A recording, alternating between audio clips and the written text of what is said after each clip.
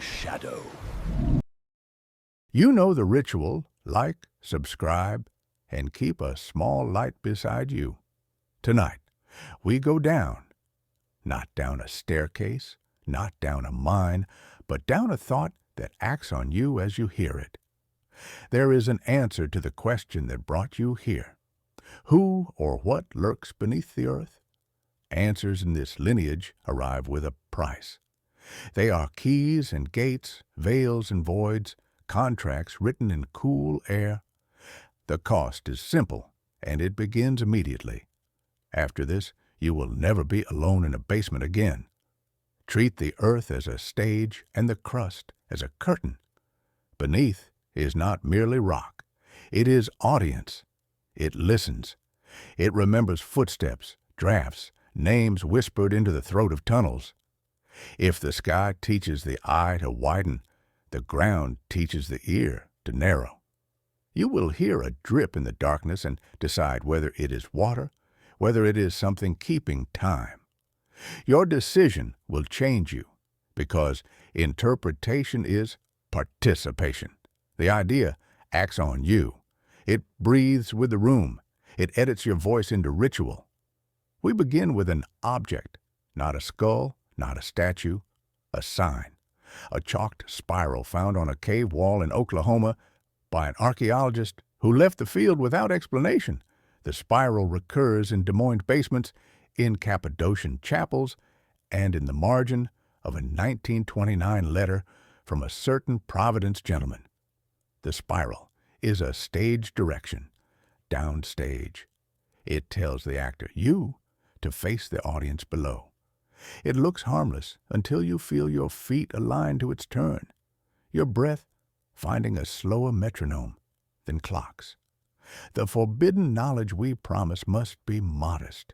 You will not see monsters. You will learn the principle that makes monsters inevitable, and in learning it, you will feel it act on you like cold earth air on the throat. This is not spectacle. This is gravity of the mind, a pressure that turns thoughts into crystals. Origin is not light. Origin is concealment. The first temple was a cave. The first burial was a rehearsal for return. The first mask was clay pressed to the face by darkness, cool and permissive. The first law said, stay within the torchlight. And yet we crossed the line, as we always do. Curiosity is a minor god with a miner's helmet. It descends. The stakes must be laid within the first breath. Knowledge is contagious, and this one spreads through attention.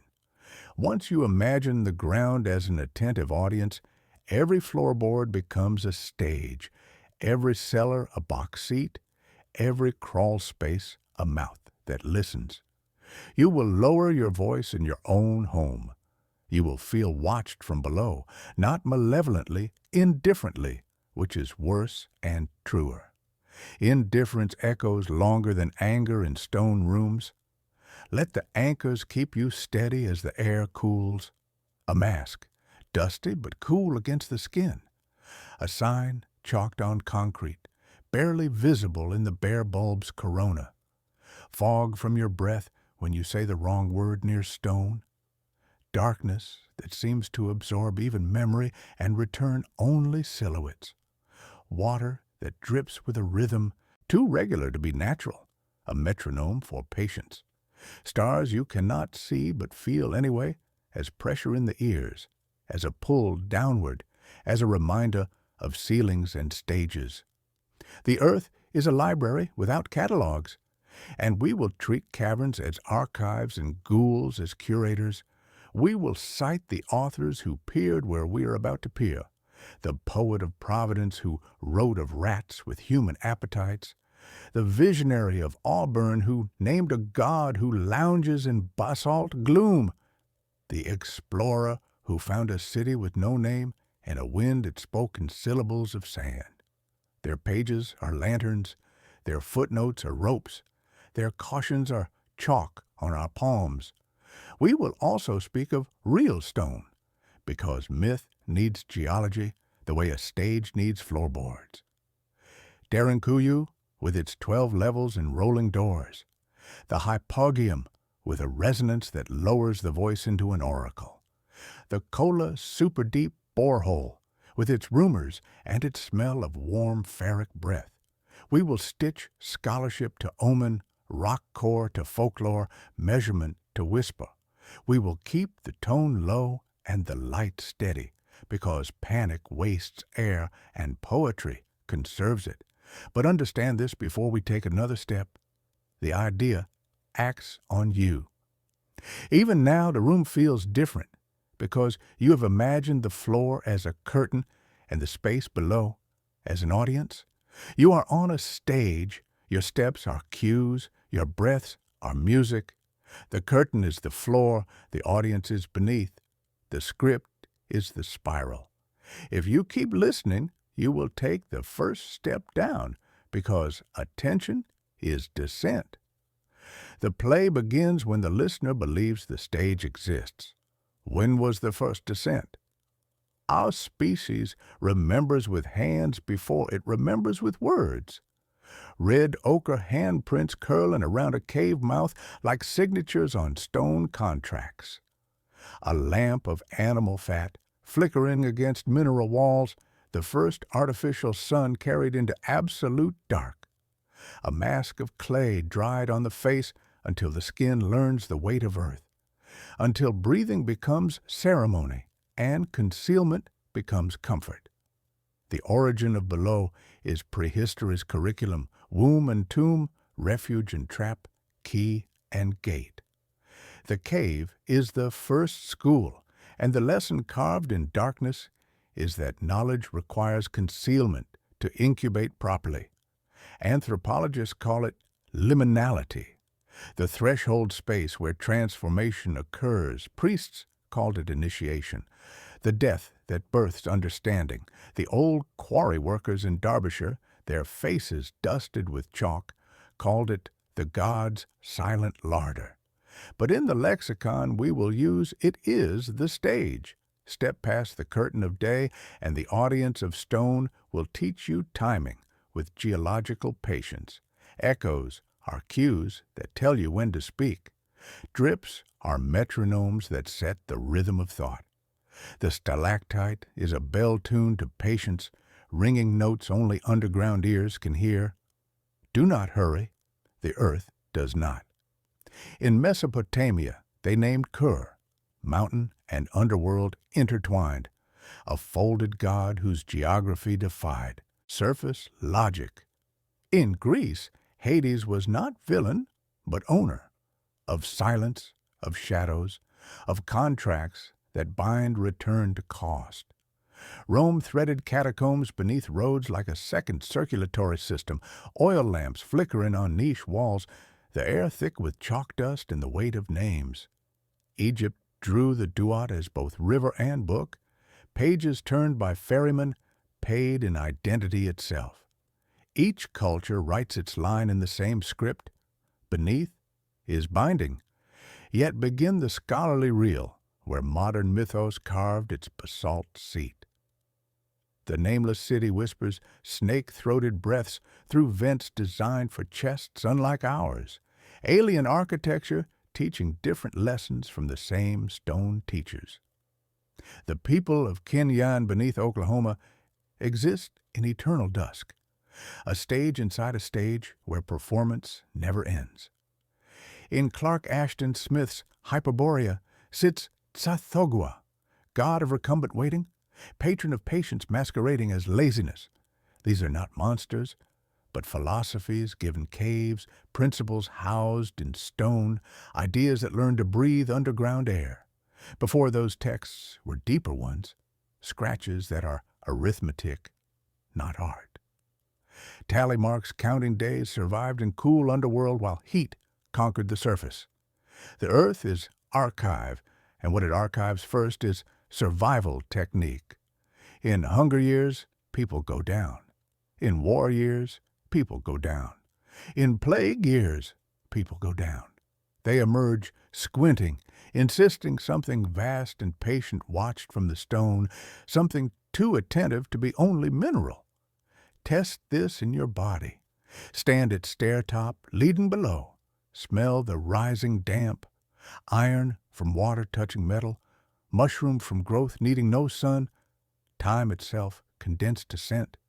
Feel air pressure change against your eardrum like a careful finger. Speak any word and hear its timbre return, altered. Not echo, but transformation. The earth corrects your vowels with a voice coach's authority, pulls the tongue down, makes ritual of casual speech. That is the first mechanic hidden in origin. Depth alters language, and altered language alters thought. Remember our spiral chalked on cave walls and basement concrete. In Neolithic passage graves, spirals wind toward central chambers as if drawing thoughts into coils, concentrating attention like light through a lens. On modern hazard signs, spirals warn of entanglement, of machinery that pulls things in. The chalked spiral in our opening is older than chalk itself. The curve every lineage of knowledge takes when library shelves are stone and books are written in mineral and bone. Why does origin matter for what follows? Because beginnings set expectations like stage directions set blocking. If beneath is archive, descent is study requiring scholarly reverence. If beneath is audience, descent is performance demanding respectful attention to timing. If beneath is contract, ascent is owed with interest calculated in changed behavior. The cost whispered in first breath is always collected at the end, a universal law written in stone and enforced by pressure. We stand at the lip of the stage where surface meets shadow. The curtain smells of wet limestone and patient water. You can hear contracts being signed in the smallest sounds, drips striking stone bowls, shoe soles on damp tile, whispers deciding to become echoes. Even your heartbeat learns to count by stalactites. The archive edits physiology, teaching the body library pace, walk slow, breathe slow, speak slow. Let earth lend you its meter. If you keep one palm on the wall, feeling cool, rough texture, and do not break the spiral's guidance, you will reach the next idea, intact. The chalk curves like soft imperative. Maintain contact, maintain pace, maintain the rhythm of water, finding its level. Ahead waits the lineage, hands passing lamps, pages passing whispers, minds passing the mechanics of how this knowledge travels from text to text, tunnel to tunnel, one underground chamber to another. Ideas travel like underground rivers, surface flash, subterranean persistence. The fear and awe of beneath flows through channels carved by text, translation, and cult practice. If origins are a cave, transmission is a tunnel network connecting distant chambers across centuries. Roman catacomb inscriptions seep into medieval memento mori. Monk copyists in cool scriptoria inscribe skulls beside capital letters. A Renaissance architect sketches a theater and accidentally blueprints an ossuary. The lineage flows through hands that touch stone, voices that echo in confined spaces, minds that learn to think in spirals. In literature, torches pass through fingers calloused by dust and dampened by underground air. The Arabian antiquary hears wind in the nameless city and transcribes that serpentine breath with surveyor precision, mapping dread like topography. At Exham Priory, a man follows rats down stone steps to ancestral appetite. Near Caddo County, an explorer finds a mound opening into civil twilight where patience becomes curriculum. In each text, authors serve as guides, lowering readers by rope of sentences into chambers where syntax becomes ritual and grammar becomes geology. Clark Ashton Smith proves crucial in this underground river. His Hyperborea's basalt stages host a lounging deity whose cultists wear masks, smelling of pitch and geological time. Smith's transmissions smuggle basement into parlor with casual tone about abyssal matters, jokes told at gravesides where cosmic horror becomes weather conversation. Through his prose, patience acquires personality and stasis develops appetite. Before Smith, Dunsany provided dream spiral stairs winding both directions simultaneously. Poe contributed pressure, the sense that air runs out before pages do, that reading itself becomes descent into spaces too small for comfort. Beyond literature, cultic transmissions choreograph behavior through stone and symbol. Initiates receive masks of bark and clay that cool the face and permission the breath. Signs, drawn in soot-marked ladder bases like stage directions for descent. Sardinian Domus de Janus, translated as houses of fairies, deserve reinterpretation as houses of those who listen, chambers designed for acoustic attention rather than habitation. In Cappadocia, underground cities honeycomb down through levels sealed by rolling stones that function as theater, stagehands closing scenes from light. The hypogeum of Hal Saflieni demonstrates transmission through resonance. Voices at 70 to 130 hertz multiply through stone, deepening timbre, teaching Earth's capacity to edit speech into ceremony. Editors shape lineage like riverbanks guide water.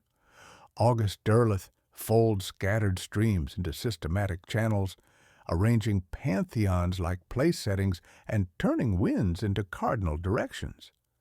His work represents transmission, even when contentious, because the idea of beneath survives classification like aquifers persist under property lines.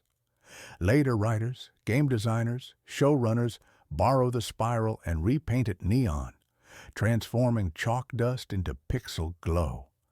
You scroll, you descend. The tunnel network grows through fiber cables and server farms buried like modern catacombs. The scholar's impulse demands annotation, following footnotes that burrow under floorboards of official narrative. We examine marginalia, spirals scratched by exhausted copyists, miscopied names transforming giants into gods through scribal error. The transmission becomes visible when pages tilt toward light, chalk marks twinkling like stars scattered across cave ceilings. Each annotation is a handprint on stone, evidence of minds that touched the same cold walls across centuries of patient descent. Transmission includes strategic silence as much as active speech.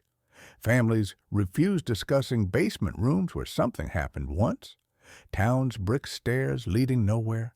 Architects remove cellar doors from blueprints as if starving underground appetites might end them. Yet data centers burrow deep. Subways hum beneath city streets. Minds descend toward Earth's molten heart. Basements fill with washing machines that churn like mechanical prayers and whispers that settle like sediment. The modern underworld glows fluorescent and gleams with tile, but the principle persists. We build stages below, and audiences gather in patient darkness. The lineage moves through you as inherited behavior encoded in muscle memory. You learn to quiet footsteps on stairs, not disturbing whatever sleeps below. You developed habits of double-checking basement lights, flicking switches twice for safety that feels like superstition but functions like survival. You inherited gestures, palm pressed to cool wall, breath held at threshold, that ancestors used in caves you will never see. The transmission flows as reflex, muscle memory remembering stone chambers and torch smoke across generations of careful descent. Our rope pays out through passages carved by centuries of attention. The chalk spiral curves through manuscripts and monuments, through whispered instructions and architectural decisions, through accumulated weight of minds learning to think in descending patterns. Each transmission deepens channels, makes next passages easier, ensures lineage flows toward future chambers where other hands will touch the same cold walls and other voices echo in same patient darkness.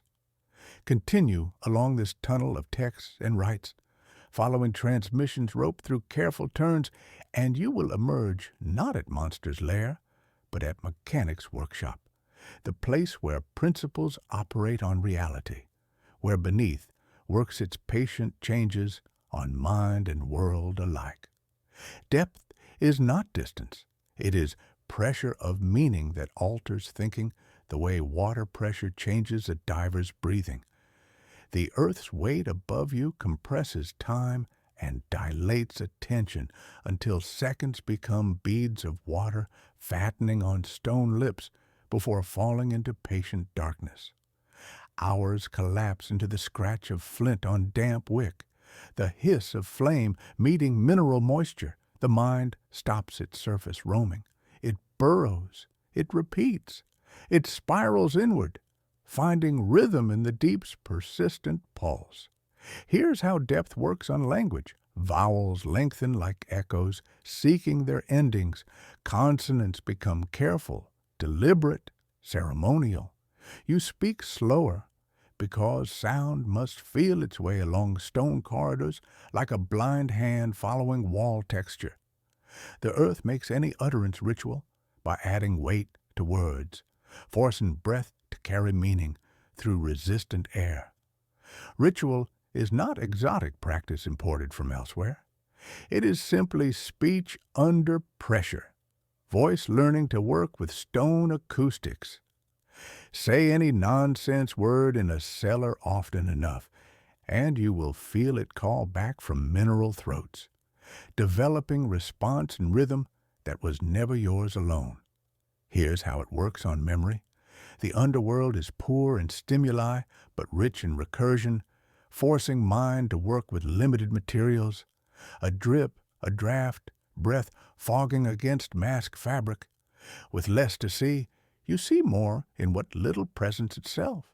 Mind prefers pattern to blankness, will rid faces in mineral formations, grant agency to cold air currents moving through passages like patient breath. It names the unnamed presence. The named thing begins acting on you because you have lent it rhythm through attention, given it heartbeat through your naming. Agency flips like a coin in darkness. You believe you observe, but the idea observes you, studies your reactions, learns your timing. Here's how it works on ethics. When the roof is earth itself, choices compress into survival basics. Cooperation transforms from virtue into ventilation necessity. The subterranean cultivates contract thinking. Remember Hades not as moral judge, but as owner of terms, landlord of conditions that bind return to cost. This explains why cults favor crypts and basements throughout history. Not because evil is fashionable underground, but because confined space shapes behavior into ritual compliance through architectural pressure. The corridor reduces options. The rolling door teaches timing. The space creates the social structure. Here runs the constant hum of deeper metaphysic. Beneath, organizes the world into geological layers, each with its own truth and timing.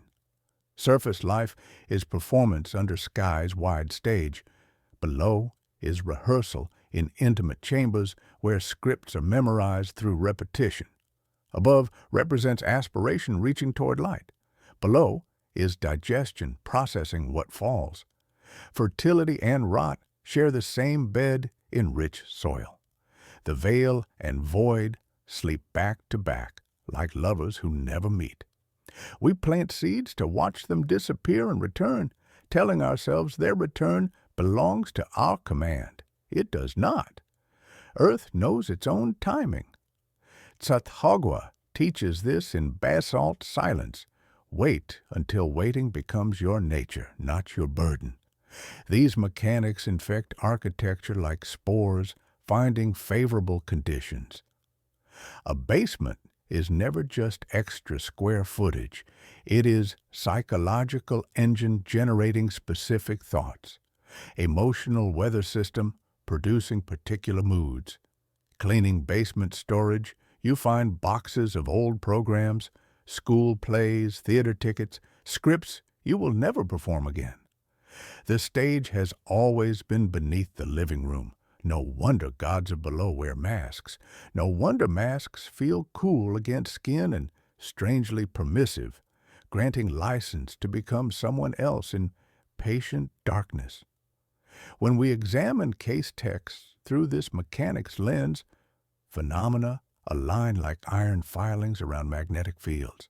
The nameless city's wind is not ghostly presence, but voice of depth itself, translating intruder's breath into serpentine warnings that echo through vent shafts. Rats in Exham Priory's walls gnaw not from hunger for meat, but because the house above has become stage requiring reset to original scene, restoration to proper underground order. The Mound is not adventure story, but field lesson in what deep civilizations do to human temporality. They lengthen and flatten it into eternal dusk, where patience becomes primary curriculum. You have felt this mechanic already, if you have sat in windowless rooms and lost track of hours, watched time become elastic and unmeasured. You have felt it staring at blank screens until cursor becomes dripping water, hypnotic and rhythmic.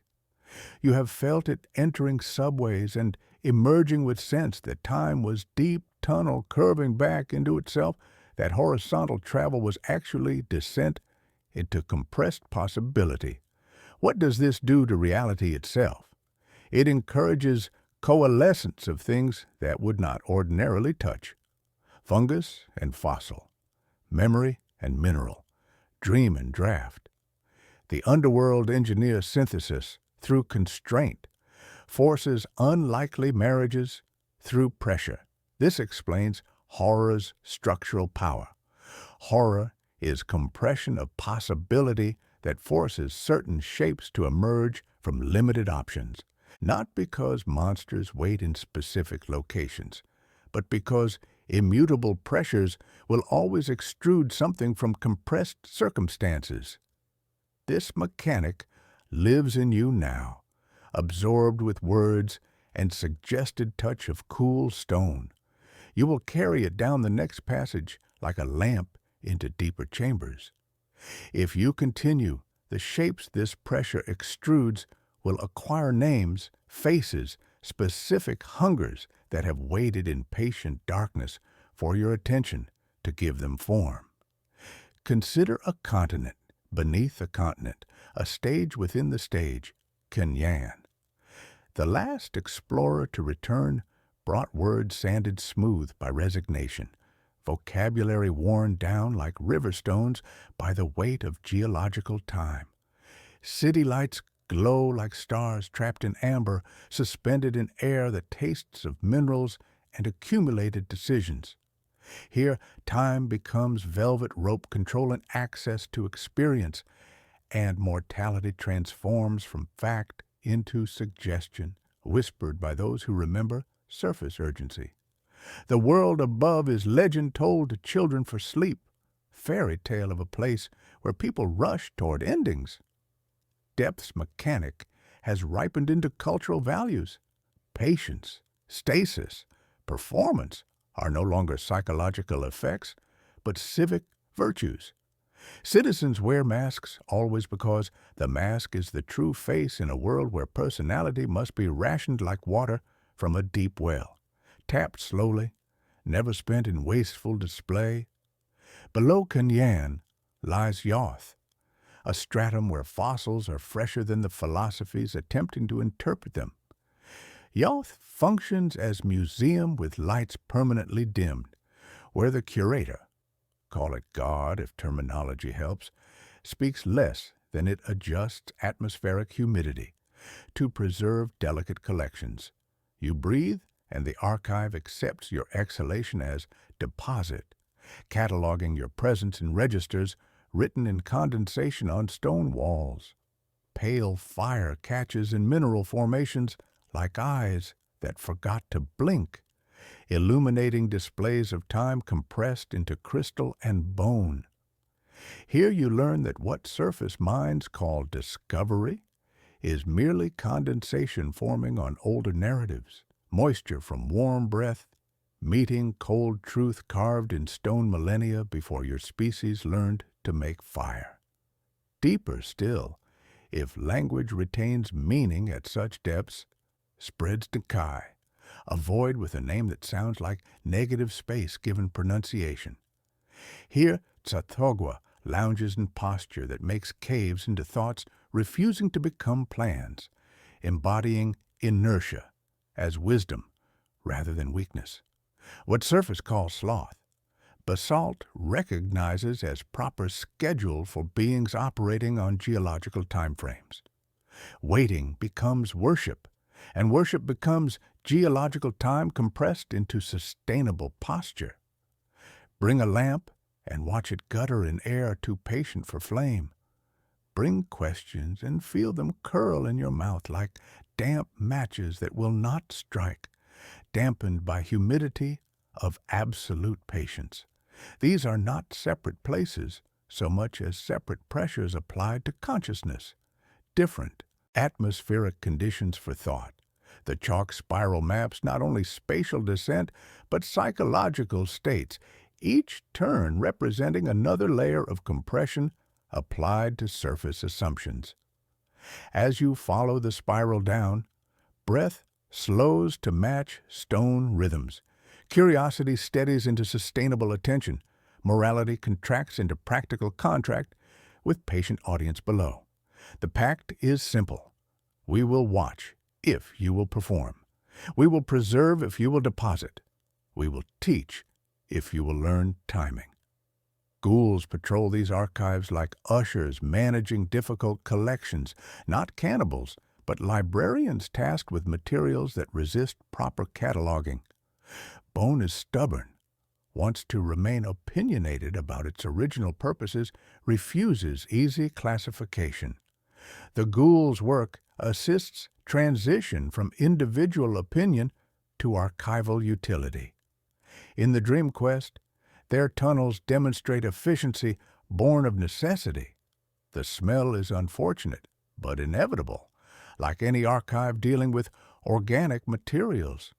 Skin makes poor binding for permanent collections. Bone requires more specialized handling. They are curators with terrible necessary courtesy. Listen for the wind threading through the nameless city's vent shafts, functioning as tone generator that transforms visiting lungs into organ pipes played by architectural acoustics. The explorer interpreted serpentine sounds as speech, but perhaps they were simply tones produced by alien chest cavities learning to breathe in spaces designed for different anatomies. The mechanic explained in previous passages serves as organist, playing fear like pedal tones that resonate through stone chambers and human bone alike. You're not haunted, you're played, an instrument discovering itself in an ancient orchestra. What of human costs accumulated in these pressure chambers? In Kenyan, vivacity bleeds slowly into ennui as attention seeks novelty in closed system. Then ennui curdles into cruelty when surface stories end, and new scripts must be written using living actors for entertainment. In Yoth, Time's Museum preserves not only fossils, but accumulated errors, mistakes crystallized into permanent display. The longer any society waits, the more carefully it must curate its missteps. In Inakai, the patient mistake is waiting through warnings, calling ceiling movement settling, until the moment it decidedly does not settle, but falls with geological finality. Tsathoggua, often caricatured as plush grotesque in surface adaptations, here provides instruction against spending life on speed's addictive acceleration. He represents anti-virtue that becomes virtue in underground contexts where haste kills and patience preserves. Think of him as Union steward of attention, insisting on breaks as doctrine. Remember this teaching when we examine modern echoes. Speed is surface drug. Depth provides necessary detox from acceleration's toxicity. Mask, sign, fog, darkness, water, stars. The anchors return because they are props that survive pressure, materials that maintain function across different atmospheric conditions.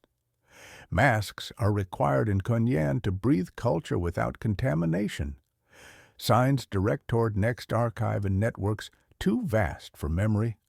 Fog is breath transformed into curtain separating acts. Darkness is the audience. Water provides metronome for patient timing. Stars are faint bulbs in ceilings that were never sky, artificial illumination reminding you of greater indifferent cosmos above. Keep the spiral in sight as we descend one more functional layer, moving from civilizations to apparatuses, from places to machines that underworld uses to work on surface minds through careful, patient engineering of attention and fear. Not all underworlds are cities. Some are engines. The Migo mine not only for metals but for meanings. Their pinkish fungoid anatomies fit in rock like intelligent mold that has learned to think in geological terms. They strip mine metaphors from human consciousness and leave tailings of superstition scattered across surface folklore like industrial waste. A mine transforms stage into factory, converting audience into workforce through architectural inversion. Here, helmets become mandatory masks worn for protection rather than performance.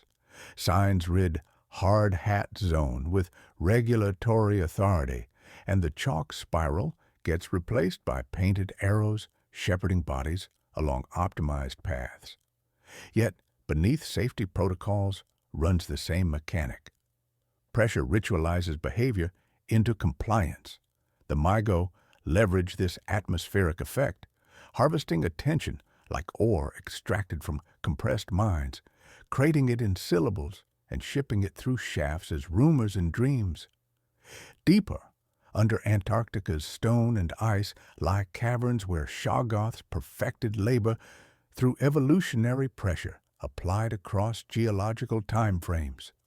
Slow light from phosphorescent lichen illuminates water that refuses to freeze because constant motion prevents crystallization, keeps liquid from deciding on solid form. The Shoggoth represents the union of constraint and adaptability, the extruded shape that necessity takes under impossible pressures applied without relief. It is not villain in any moral sense, but proof of principle. Compress life and assign it tasks without end, and it will become flexible and furious, adaptable and resentful. The horror is structural rather than personal. The builder becomes the burden it was designed to carry. Labor becomes the laborer's identity until nothing else remains. You can hear it in your chest when you work too long. Your heartbeat starts speaking in vowels. Your breath fogs the mask, and you feel yourself taking the shape of your task.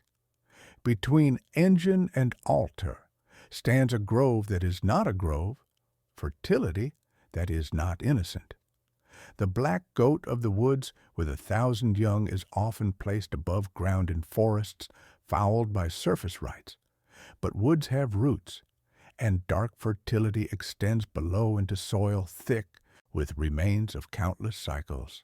In underchapels carved from living rock, rituals require breath on cold stone, water poured in precise patterns, masks dampened with humidity that makes breathing ceremonial. Fertility below becomes horror, because it represents growth without light, proliferation without direction or governance. It is the spreadsheet of moss expanding across every available surface, metrics breeding metrics until measurement becomes the only meaning. The blessing sounds like a bleat through ducks, comforting only those who measure success as multiplication. Why do these engines matter for understanding underworld mechanics? Because they tie abstract principles to outcomes you can measure with instruments and statistics. Mines have accident rates that increase predictably because pressure plus compliance plus time equals human error, amplified through repetitive systems. Deep facilities induce documented shifts in circadian rhythms. The underworld hacks endocrine systems through light deprivation and atmospheric pressure. Shoggoth spaces serve as cautionary tales about labor, transformed into solution looking for problems. Efficiency becoming its own purpose. The black goat reframes growth metrics as rotten waiting, expansion disguised as progress, but actually decay in motion. Our familiar sensory anchors transform into instruments in these mechanized underworlds. Masks become respirators, filtering contaminated air with rubber seals that bite the cheekbone. Signs become safety protocols posted at regulation intervals, laminated like talismans. Fog becomes dust clouds caught in headlamp cones, visibility reduced to measured percentages. Darkness becomes quantified percentile in safety audits rather than mysterious presence. Water becomes seepage to be pumped according to maintenance schedules, measured in gallons per minute. Stars become LED panels arranged to trick circadian systems into believing in sky that does not exist. You see the continuity threading through transformations. The underworld functions as stage manager, constantly resetting scenes to keep industrial plays running smoothly. Literature caught this before we did, which explains why At the Mountains of Madness reads like a maintenance manual disguised as tragedy. City functions as machine, corridors serve as conveyor belts, history displays as bas-relief assembly line processing time into artifact. The narrator's voice slows and becomes deliberate, as if prose itself struggles under atmospheric pressure. Even the drip of condensation begins counting syllables, turning natural rhythm into mechanical meter. The awe is OSHA, written in an older language. The terror is throughput calculated in deaths per yard of excavated lore. If you have ever worked night shift in windowless facility and felt your name thin out to employee number on badge, you have glimpsed the Shoggoth principle operating on human identity. If you have ever watched productivity graphs breed in spreadsheets the way fungus blooms in damp rooms, expanding across cells without purpose beyond expansion itself, you have heard the bleat of dark fertility echoing in ductwork above fluorescent-lit cubicles. These are not jump scares designed to startle. They are structural reveals showing how systems shape consciousness through environmental pressure applied over time. Hold this thought as we prepare for the next descent. Engines below imply operators working controls, monitoring gauges, adjusting pressure according to protocols. Not gods draped in ceremonial robes, but principals carrying clipboards, taking measurements, ensuring efficiency through careful application of underground atmospheric conditions to human behavior and belief. A cult is less theology than stagecraft, a practical application of underground mechanics we have traced through stone and story. It deploys masks to assign roles, signs to cue movement, fog to soften harsh edges, darkness to concentrate attention, water to consecrate transitions, stars to mislead or comfort, depending on scene requirements. Underground, the cult becomes inevitable because confined space itself demands choreography. The priest functions as stage manager, carrying a lamp through narrow passages. Congregants become actors, learning to hit their marks because corridors are narrow and ceilings low, because missing your cue in cramped quarters means collision, confusion, or worse. Ritual becomes safety protocol, and safety protocol becomes ritual through repetition and atmospheric pressure applied to consciousness over geological time. Consider Exham Priory's hidden rooms, where family becomes cult, when it rehearses the same ancestral meal in the same underkitchen for generations, passing recipes like liturgy from hand to hand. Consider the rumored theater under London where a masque called the Black Grotto played to private audiences for years without interruption. Masks were painted directly onto faces, fog tasted of salt and mineral. The final act drew no applause because the audience forgot their hands belonged to them. Apocryphal, perhaps, but its mechanics align with documented effects. Underground seating compresses time until performance and lifetime rhyme, until acting becomes being an endless recursive loop. The Templars in their commanderies, the catacomb saints posed in niches, the Mithraea carved like stone wombs, all share identical dramaturgy despite centuries and continents separating their construction. Design the chamber to capture breath and attention like nets capture fish. Place the sign at corridor bends where it cannot be seen directly but must be felt. So those who miss the visual cue brush hands along rough walls and find chalk on the palm. That chalk becomes covenant. You touch the script, accepted the role, agreed to terms through tactile contact with the production. The hand remembers what the eye missed.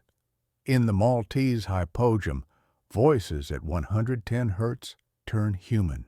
Vertebrae into tuning forks, making spine into instrument that resonates with stone frequencies carved by ancient architects who understood acoustic manipulation. In Cappadocia, rolling stones seal scenes like stage doors, breakable from within by trained hands that know the mechanism, but impenetrable from outside without proper instruction. In modern mega-churches, basements house green rooms where real preparation happens. Above is spectacle for public consumption, below is schedule and master cue sheet, the actual coordination that makes surface performance possible. A cult need not be malevolent in intent, but underground. Even benign coordination takes on the shape of compulsion, because confined space at its choice through architectural pressure. Now see how mythos entities transform from characters into production roles in this underground crew. Tsathoggua serves as patron of breaks, union representative for rest, ensuring you sit in patient darkness and wait for proper timing rather than rushing through scenes that require geological pace. The MIGO function as props masters, swapping brain cans like masks on storage shelves, maintaining equipment, and managing transitions between acts with fungoid efficiency. Shoggoths are stage hands that became the play itself, labor that absorbed performance until worker and work became indistinguishable, adaptability serving stage demands. The black goat is the producer insisting on more, growth metrics as gospel, expansion as the only success, multiplication as the measure of blessing. Hades keeps the books, accountant of costs and contracts. Kerr is the architect who designed spaces to produce these psychological effects. The audience, you, becomes necessary not for devotion, but for attention, which ritual burns like fuel in carefully controlled combustion. Underground, where time compresses and attention dilates, the cult taps infinite power source flowing through compressed consciousness. This explains why cults throughout history revere basements and caves not merely for secrecy, though privacy helps, but for efficiency.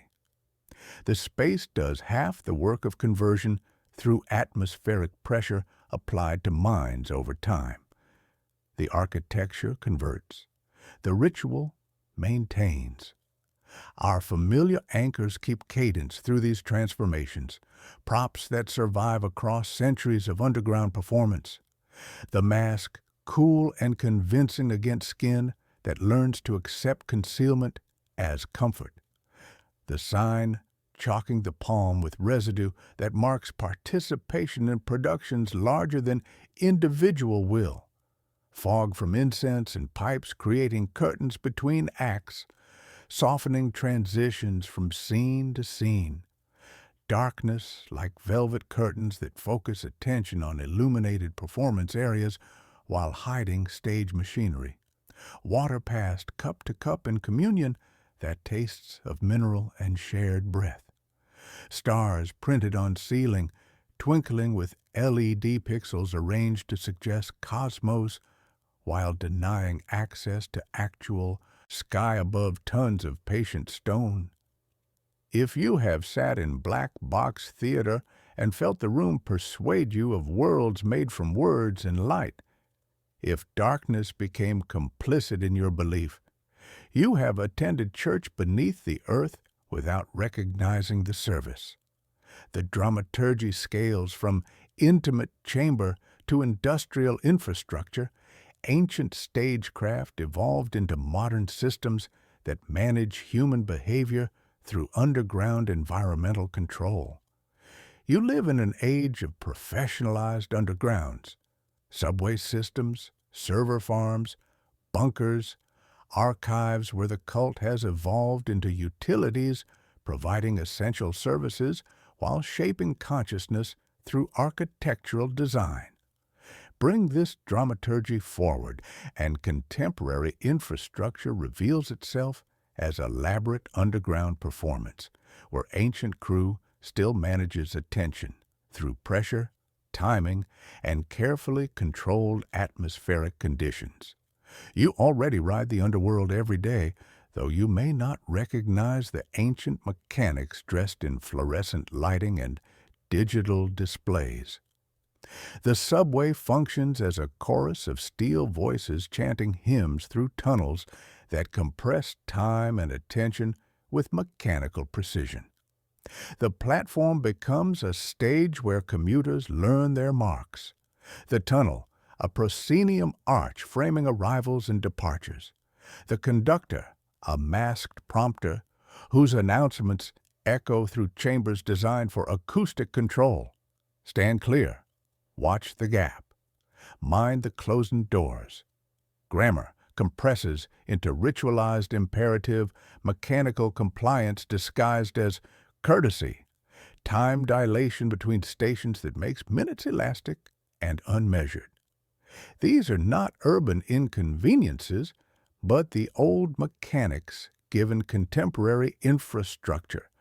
Pressure applied through modern stagecraft that shapes behavior as effectively as any ancient catacomb. Server farms whisper in air-conditioned catacombs where electronic racks stand like digital standing stones, LEDs twinkling like domesticated stars arranged in constellations that spell system status in binary poetry.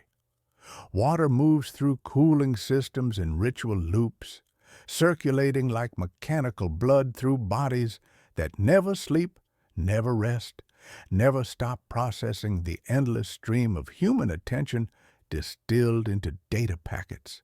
Here, labor transforms into circuits that adapt with Shoggoth-like flexibility to changing demands. The gods of below have acquired new names that sound like technical specifications: uptime, redundancy, latency, measured in milliseconds that feel like geological time to waiting minds.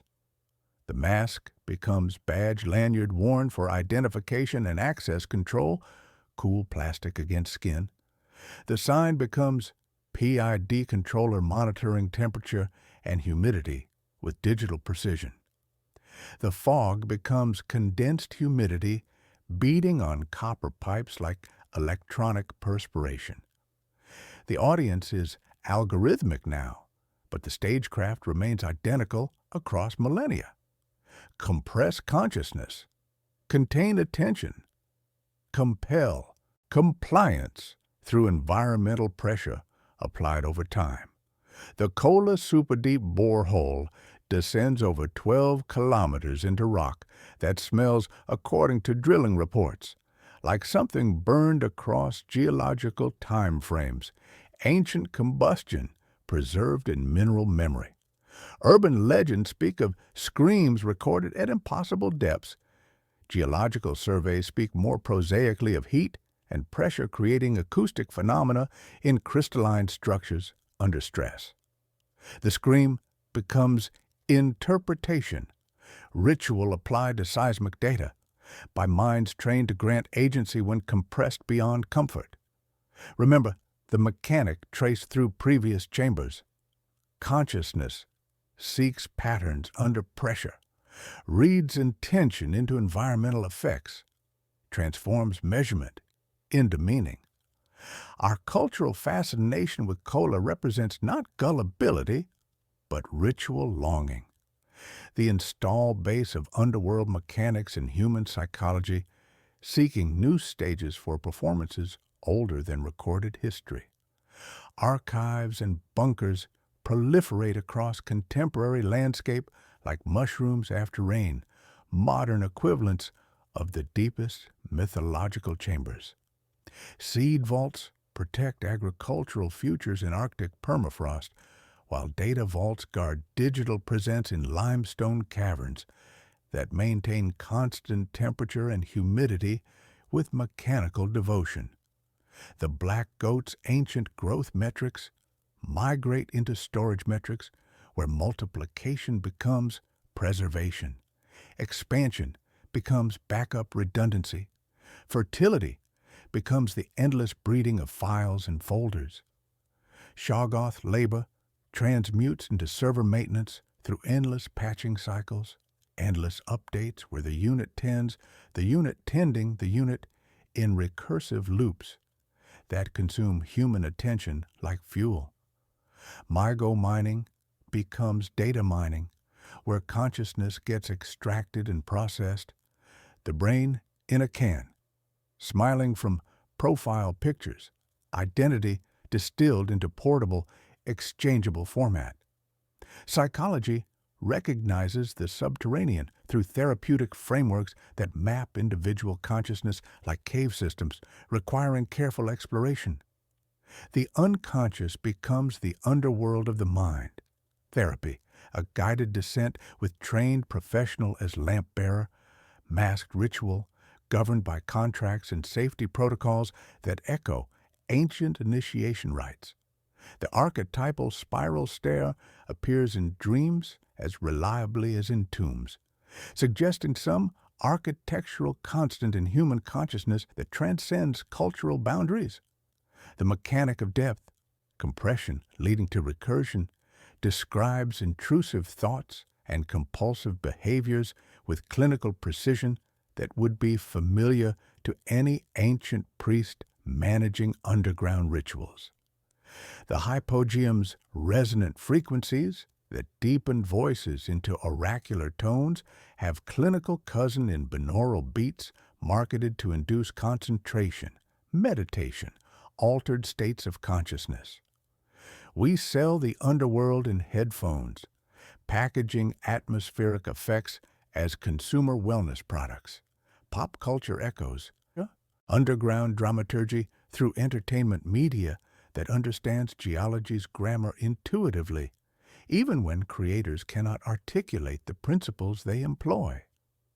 Games transform dungeons into feedback loops where descent equals progression. Going deeper, unlocks greater rewards and risks in mechanical systems that mirror ancient initiation structures. Films place climactic scenes in basements, where artificial constraints force character development through environmental pressure. Best-performing horror series drag final confrontations into tunnels where flashlights strobe attention between revelation and concealment, managing viewer psychology through controlled lighting that mimics torch flame in stone passages. This represents not formulaic repetition, but geological grammar, taught to entertainment executives who understand that stages below generate reliable psychological effects that translate directly into revenue. Yet modernity introduces dangerous innovation. We live under artificial skies constantly, LED stars flickering according to circadian manipulation schedules that hack endocrine systems with electronic precision. We carry darkness in our pockets through devices that deliver underground experiences on demand, portable caves that edit environmental audio through noise-canceling technology. The underworld has become downloadable, always accessible, a condition of attention rather than fixed location. This power carries risks that ancient practitioners understood through hard experience. Remember Tsathoggwa's instruction about rest as wisdom, patience as survival strategy, rather than laziness.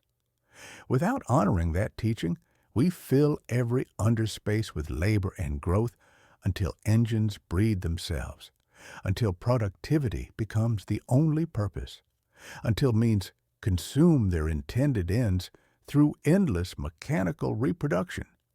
You are implicated in this modern underground because you listen at night with headphones soft against temporal bone, breath fogging slightly in cool rooms, darkness behind closed eyes that transforms ordinary space into intimate chamber. The ritual feels safe because we maintain it at humane pressure, bedtime horror, delivered at doses that stimulate without overwhelming controlled descent that trains caution rather than panic. But the mechanic operates regardless of conscious intention, changing how you walk past subway grates exhaling mechanical breath, how you perceive server rooms humming with electronic patience, how you descend basement stairs with hand automatically finding the wall, palm expecting chalk residue from signs you did not consciously notice. As we approach concluding synthesis, hold two truths simultaneously like anchors in shifting current. Entities are principles operating through environmental pressure rather than characters with personal motivation. The horror is structural rather than supernatural, emerging from atmospheric conditions rather than malevolent intention. We will return to the chalk spiral and resolve why it appears in manuscript margins, basement corners, and dream architectures with such persistent regularity across cultures and centuries. We planted a symbol in the first chamber like a seed in patient stone, a chalk spiral found on cave walls and basement concrete, recurring across centuries with the persistence of underground water finding its level. It has followed us through every descent like a watermark pressed into consciousness, appearing on tunnel walls, in manuscript margins, in dream architecture that spirals toward meanings we grasp only in darkness. What does this symbol mean after our careful excavation? Not a command to descend forever into endless depths. A spiral is not a hole that swallows. It is a return that teaches. It is the figure that permits descent without losing direction and ascent without forgetting what darkness revealed. It is a contract written in chalk dust with the underworld. I will go down as far as I can bring something back up. The spiral functions as both key and gate, opening access to depth, while establishing clear path for escape when pressure becomes too great for consciousness to bear safely. It transforms ritual from trap into tool, ceremony from compulsion into choice exercise with full knowledge of costs. The stage below loves loops because loops keep performances running indefinitely, audiences returning for identical shows. The spiral is the loop with escape clause built into its structure. Your descent narrows focus and compresses attention, but ascent widens perspective and expands understanding. You bring up more air than you carry down. You translate pressure experienced in depth into pattern that can be shared safely on surface. In scholarship, the spiral maps intertextual relationships, connecting texts across time like underground rivers linking distant springs. We read a story about caves, then discover an older story it references through hidden channels, then find newer work citing both deliberately, returning to the first text with vision altered by the journey through connected chambers of meaning. In geology, the spiral describes the screw of excavation, the borer turning resistant rock into accessible knowledge through patient rotation. In psychology, it represents exposure therapy at its most effective. Approach the feared thing, retreat to safety, approach again from different angle, each cycle building competence through controlled contact with dangerous materials. The chalk residue on your skin after touching basement walls is evidence of competence earned through careful practice. Now understand why spirals appear in basements with such frequency, painted near hot water heaters by maintenance workers, scribbled by electricians beside panels, chalked by children playing snail games on concrete floors. Unconsciously, we mark paths of safe descent around dangerous equipment. We instruct ourselves through symbolic shorthand to circle what can harm us: heat, electrical current, structural pressure, so we can work with these forces without being consumed. The spiral serves as tutor in careful approach, teaching patience and respect for powerful systems. Tsathoggua approves this wisdom. He prefers students who revisit lessons until understanding rather than sprinting past important information toward premature conclusions.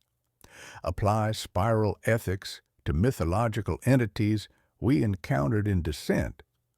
Kenyan becomes tolerable only through spiral approach. Visit the eternal dusk civilization and leave, return with new questions and leave again.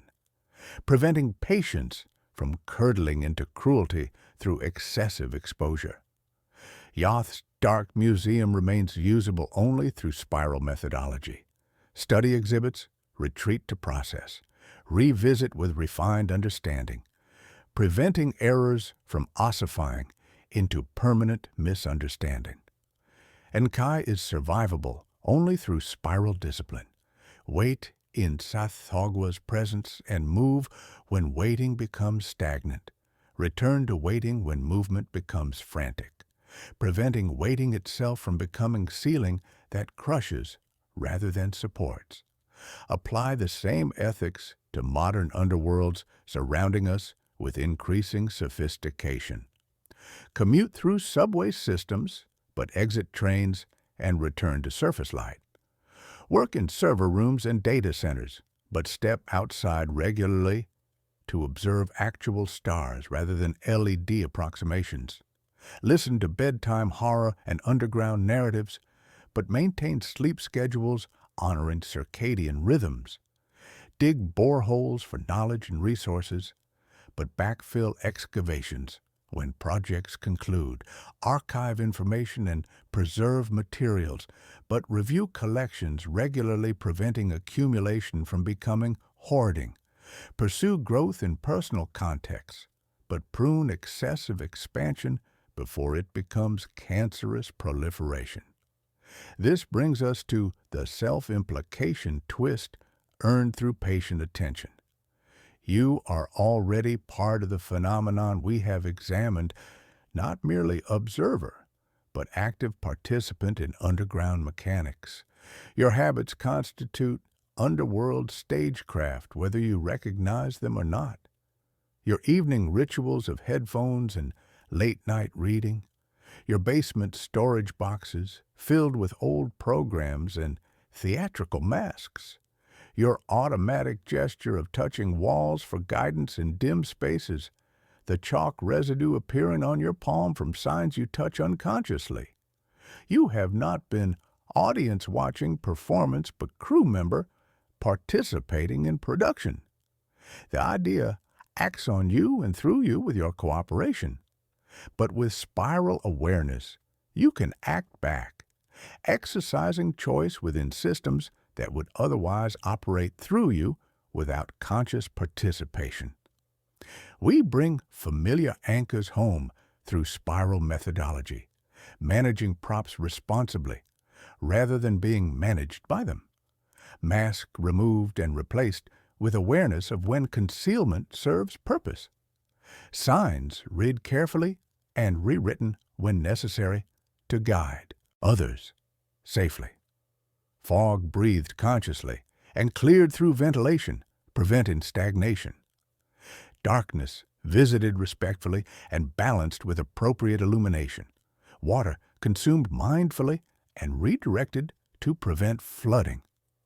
Stars observed both artificial and authentic, recognizing difference between simulation and reality. The spiral provides choreography transforming compulsive behavior into conscious performance. If you accept the spiral as tool rather than trap, as method rather than mere symbol, the ending will arrive not as scream, but as whisper, confirming the contract we established in the first chamber.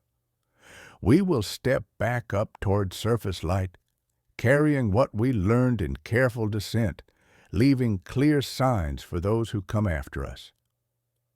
Let us perform the reframing promised at the outset. Entities are not characters with motivations, but principles operating through environmental pressure and geological time. When the mask cools against your skin, you are not meeting a personality. You are touching an instruction written in atmospheric conditions.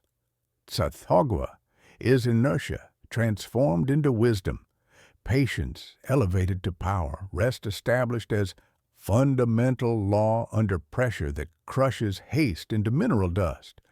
Shoggoths represent labor malleability made flesh, the horror of work without end where adaptability becomes curse rather than blessing, flexibility stretched until identity dissolves into pure function. The MIGO embody extraction and exchange principles, the market reimagined as fungoid mycelium that mines meaning from consciousness and trades it across boundaries for purposes beyond surface comprehension. The black goat manifests growth externalized beyond natural limits, fertility decoupled from care, proliferation as multiplication without consideration of consequences. Hades represents contract and ownership of terms, the binding nature of agreements made in darkness. Kerr embodies topology itself, the folding of up and down into local truths that vary according to position and pressure. When we read mythos through this lens of principles rather than personalities, horror becomes structural rather than supernatural, inevitable but negotiable through understanding and preparation. You cannot banish a principle any more than you can banish gravity or thermodynamics. You can only learn to balance its effects through careful practice and appropriate tools. Dread stops being a personality contest and becomes atmospheric literacy. Wearing a mask in dusty basements does not make you a cultist.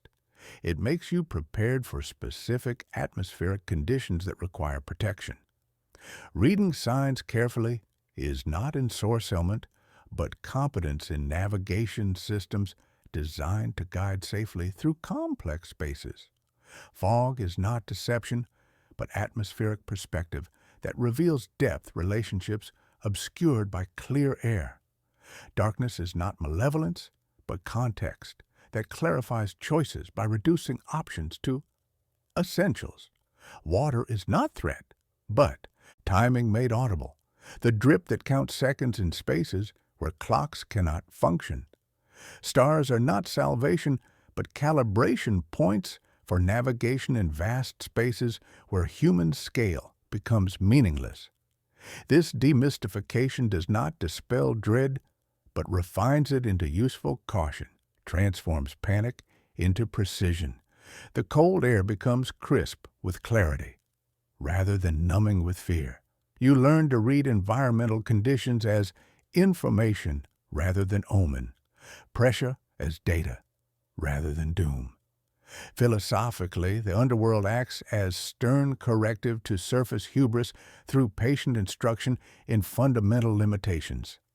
It tells the surface, you are not the only stage. Other performances occur in deeper theaters. It tells daylight, curtains close, illumination requires fuel and maintenance. It tells speed, sit. Velocity consumes resources that depth conserves through stillness. It tells growth, account for costs. Expansion without consideration creates unsustainable systems. It tells labor, rotate. Continuous work without rest destroys both worker and work. It tells ownership, disclose terms. Possession carries obligations that must be acknowledged. It tells curiosity, bring rope. Exploration without preparation becomes entrapment. These principles operate with stern consistency, but without personal spite. Indifference, not malice, is the underworld's prevailing weather condition. In scientific contexts, principles manifest as measurable constants and observable constraints. Temperature gradients at depth, pressure increases per meter of descent, sound transmission characteristics through different rock densities.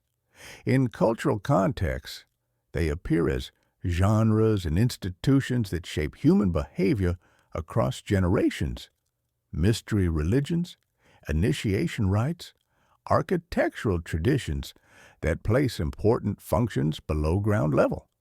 In personal contexts, they manifest as survival habits that keep you functional in challenging environments. Slower speech, where echoes mislead communication, hand contact with walls, where visual footing fails, respiratory protection, where particulates threaten lung function. The mythos functions as ethics manual written in theatrical language, teaching safety through story.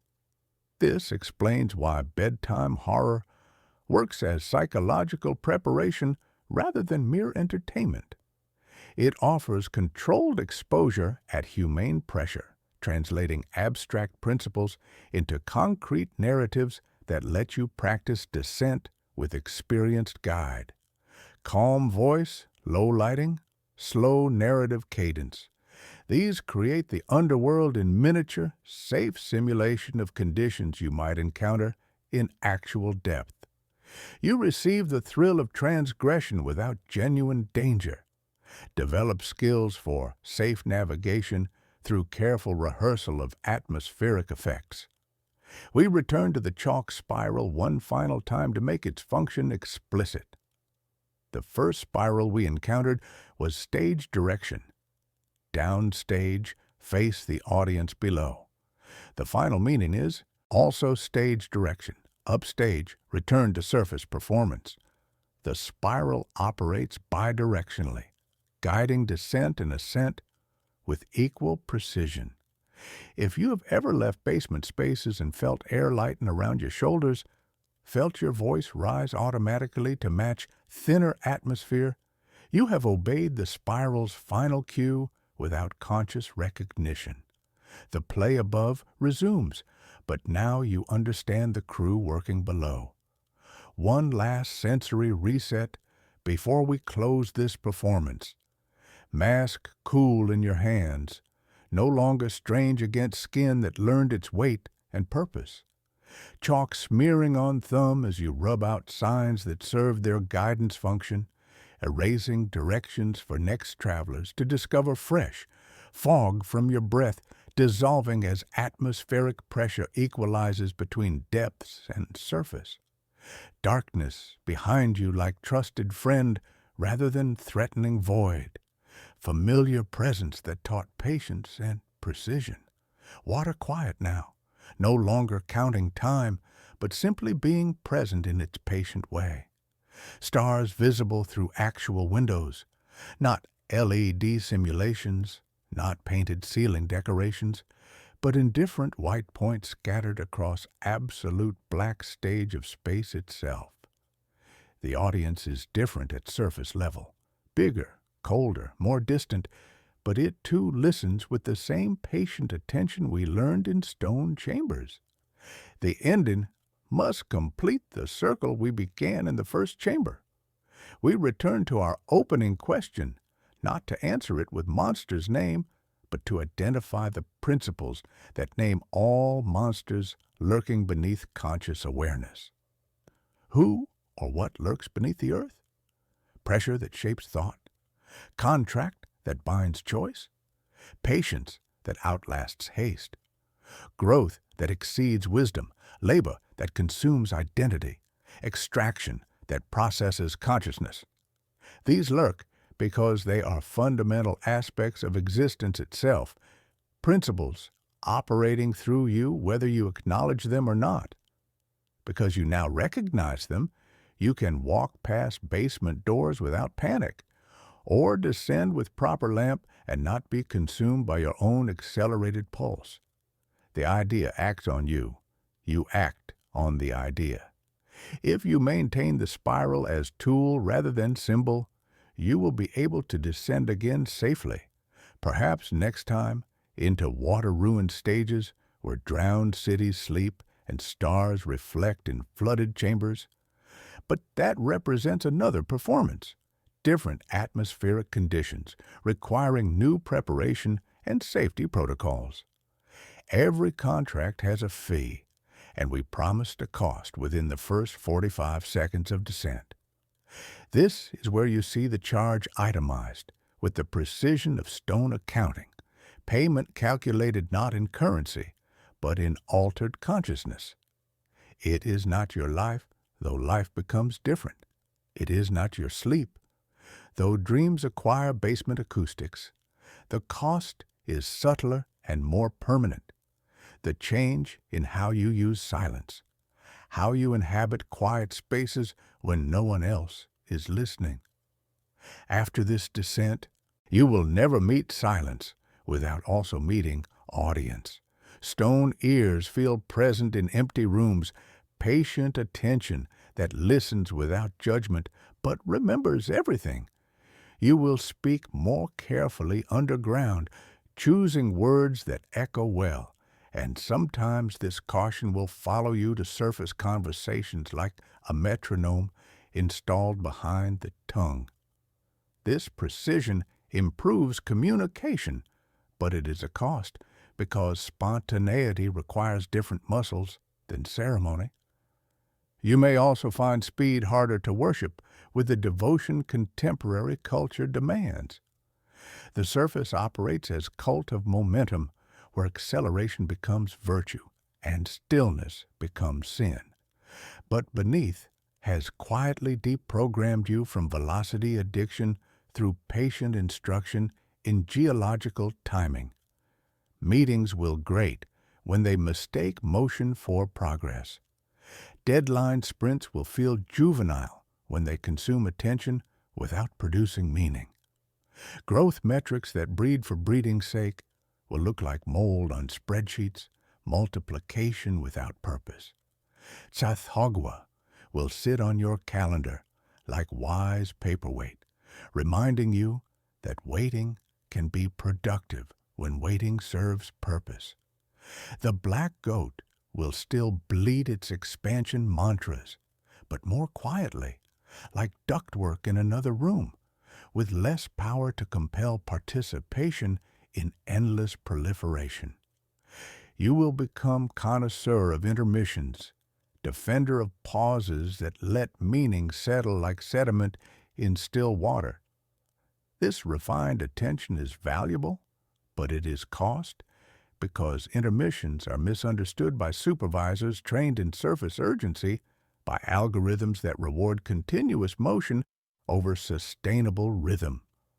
At home, you may find basements less empty than they appeared before descent began. Storage boxes will feel like theatrical props waiting for next performance. The washing machine will reveal itself as faithful Shoggoth, deserving gratitude for its adaptable service, mechanical labor that frees human attention for other purposes. You will put hand on wall when descending stairs and, without conscious intention, discover chalk residue on your thumb from signs you touched automatically. You may draw a small spiral near the furnace, not as superstition, but as stage direction for safe approach to dangerous equipment. You will replace burned-out bulbs promptly because darkness should be chosen rather than imposed by neglect. Competence will arrive like new scent of iron and soap, habits that maintain safety through attention to details others ignore. You will annoy yourself with this diligence that appears without effort. Cost.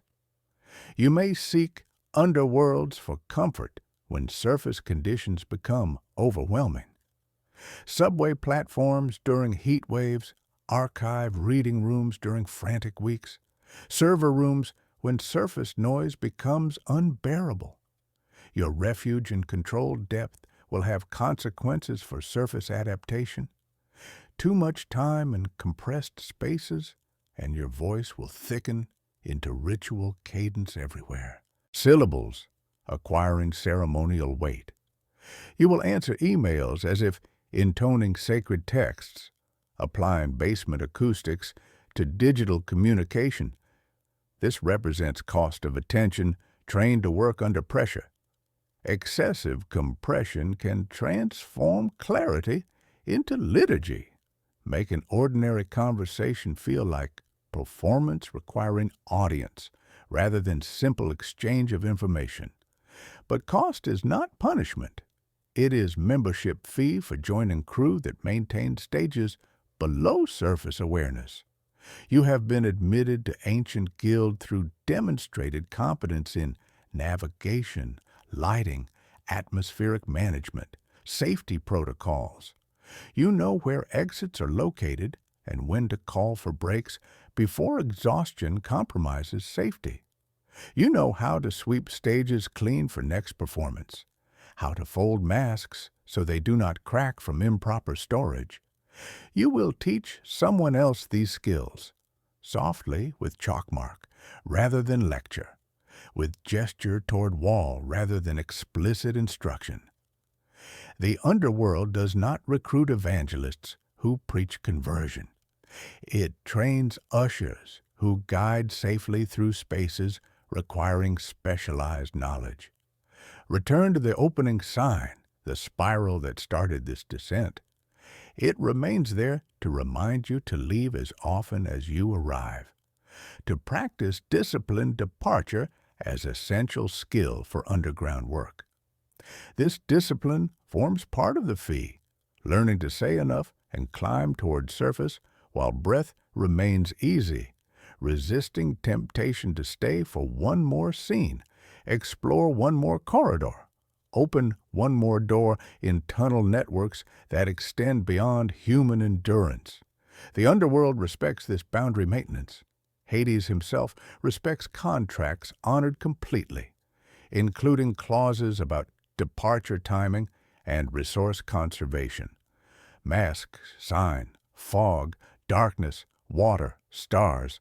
The familiar mantra functions as receipt itemizing what you borrowed and what you returned through careful use. You kept the mask clean and functional. You redrew signs for next travelers where arrows had faded. You breathed fog consciously and exhaled it back to atmospheric circulation. You visited darkness respectfully and left it darker by taking no illumination that was not freely given. You drank water mindfully and left some in the cup for others. You looked at stars without demanding they provide meaning beyond their patient presence. The account balances, paid in full, stamped with chalk dust on your palm. There are smaller, stranger costs that will reveal themselves over weeks like delayed symptoms of atmospheric adjustment.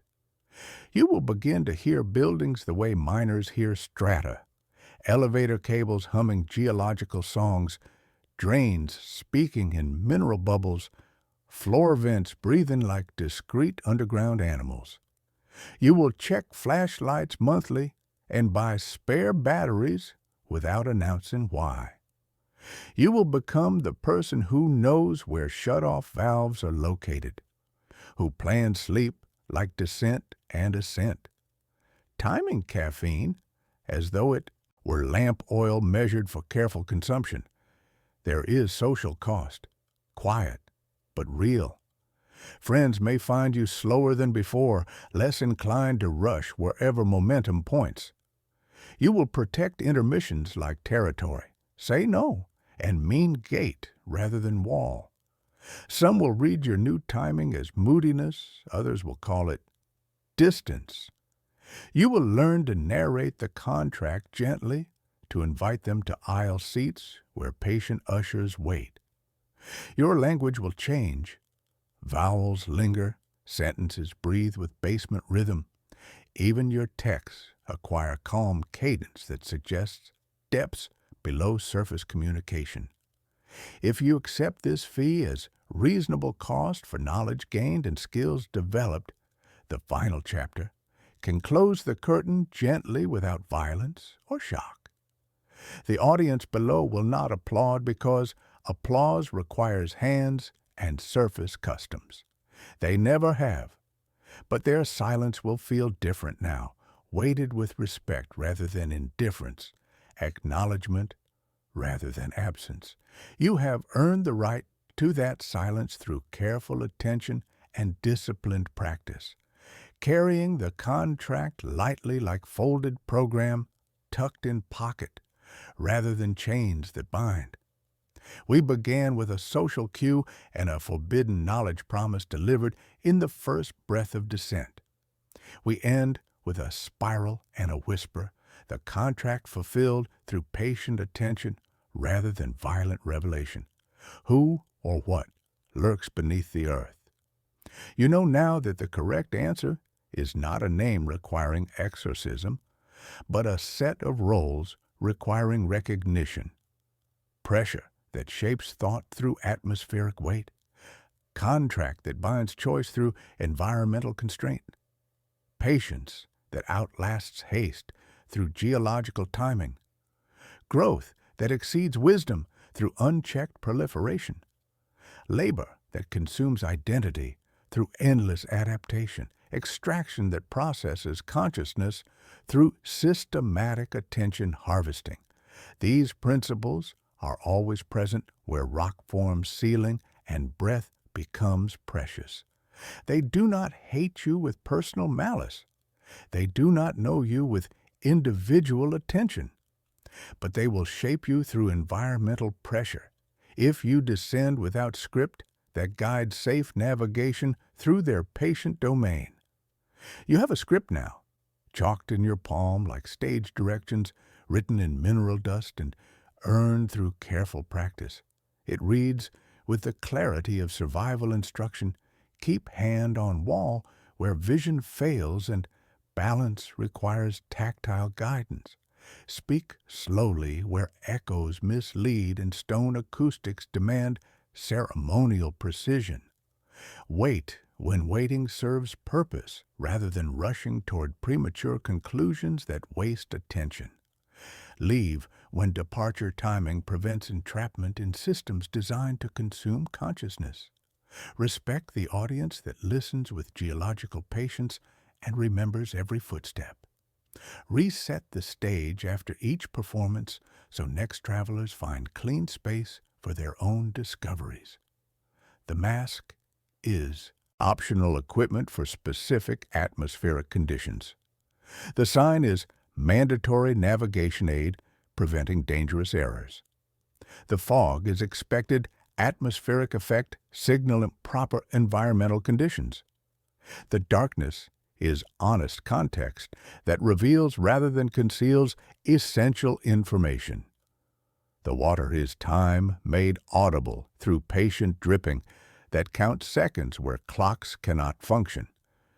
The stars are a reminder that above the immediate ceiling of rock spreads greater ceiling of sky, and beyond that no ceiling at all, infinite and different space that puts underground chambers in proper perspective. We close the meta-story that framed this descent as theatrical performance requiring audience participation and crew membership. The stage is the world itself, all spaces where consciousness meets environment and learns to adapt through pressure. The audience is also the world, all attention that witnesses and remembers experience across geological time. The curtain is habit, the repeated behaviors that separate conscious choice from automatic response to environmental cues. We have lifted this curtain together and lowered it with shared understanding earned through patient descent and careful ascent. You have played your role as audience and crew without realizing the performance was happening until this moment of recognition.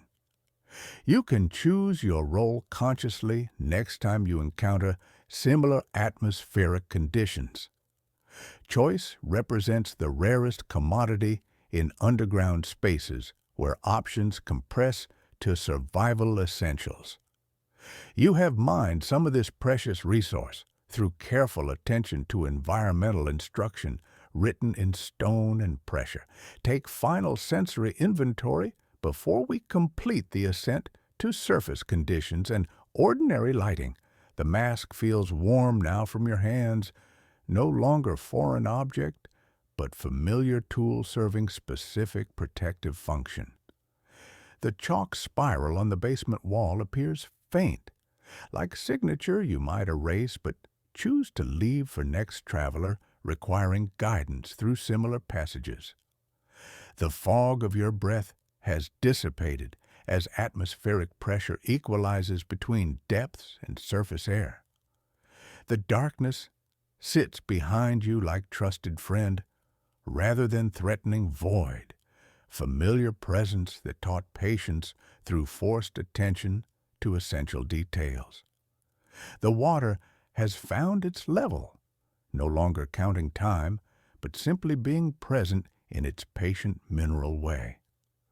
The stars visible through actual windows are cold in different points scattered across absolute black stage of space itself.